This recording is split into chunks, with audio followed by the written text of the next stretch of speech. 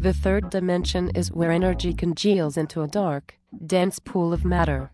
This is the plane of thought or mind. The densest stratum of this plane contains our own more worldly and material thoughts. Because of our planetary coding/consciousness, we are able to identify with matter and therefore become dense ourselves.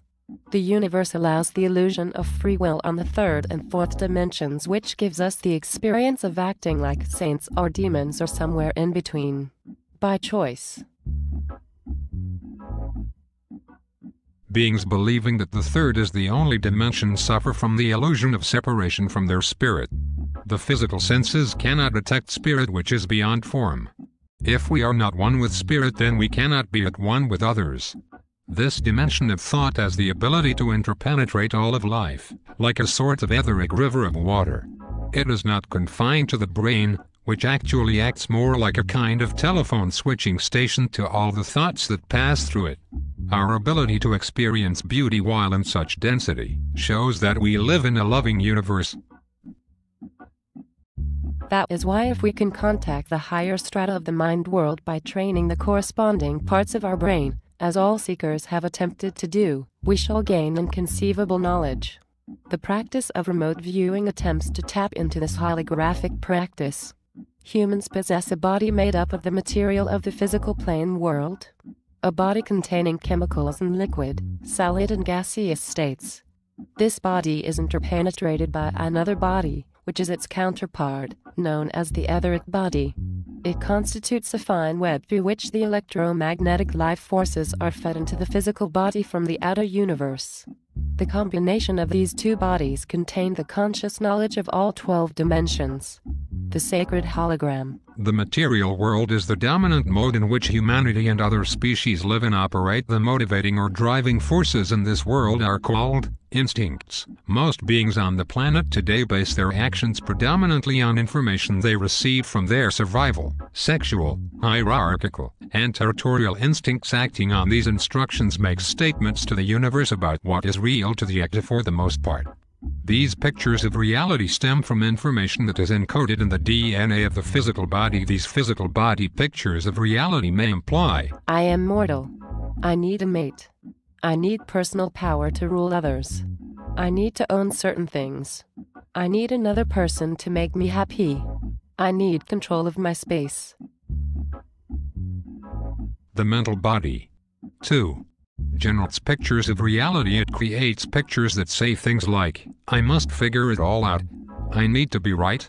It's okay to lie if I have a good enough reason. I am better than they are. She's going to say this. And then I'll say that. For various reasons. Western civilization has elevated the mental body to a male godlike status. There are several methodologies which contend that by controlling the mental body, negative experiences can be transcended, and that we can even obtain enlightenment and nirvana. The rationale goes, I create my own reality with my thoughts. Therefore, if I eliminate negative thoughts and only think positive ones, then my life will change for the better. This implies that negative thoughts are the source of one's negative experiences, and the work then becomes to eradicate them. You become your own thought policeman. Since whatever you are fascinated with, you get more of.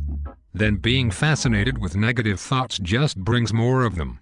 Plus, there is another aspect to consider. The universe rearranges itself to accommodate your picture of reality. The think only positive thoughts strategy assumes that the mental body is the sole composer of one's picture of reality, but it is not. The physical body has its own views and convictions of what is real, as does the emotional body as well as the spiritual body. The I am. Beings who are exploring the material world and taking a stand for its validity suffer from the illusion of separation from their spirit. As should be obvious, the physical senses cannot detect spirit, which is beyond form. Consequently, if we are not at one with our spirit, then we cannot be at one with others, because oneness is an attribute of the spiritual body. They believe they must fight and struggle to exist, courtesy of the animal instincts. They perceive enemies. Their actions are a series of strategies being played out. They fear lack and condemnation, both which lurk in the background of their consciousness like hungry cheetahs. They need outside authorities to tell them how to reach God/this and to tell them what is real. Today, Scientists are the priests of what's real when we find ourselves acting out and identifying with any of these pictures of reality and agreeing that they're real. You may say with confidence, I am living in a material world.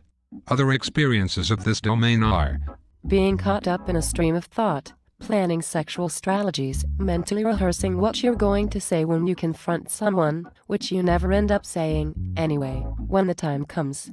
Being sarcastic, being obnoxious, being critical, physically or verbally attacking someone, proving you're right or the other wrong, defending or claiming your space. The way that we perceive and define ourselves implies which world we are living in.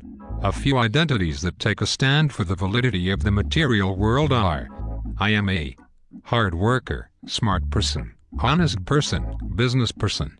Or, name a profession. Parent/spouse/child, awesome/inadequate lover, responsible person, funny person, student/teacher, clever/shrewd. There is nothing wrong with these identities or with exploring the material world. We all do it to some degree or another. Let's face it, we're all in human forms. It's an option that our spirits have chosen to explore, for whatever reason. The important point is not what we are exploring but the position that our consciousness is in with relation to the action.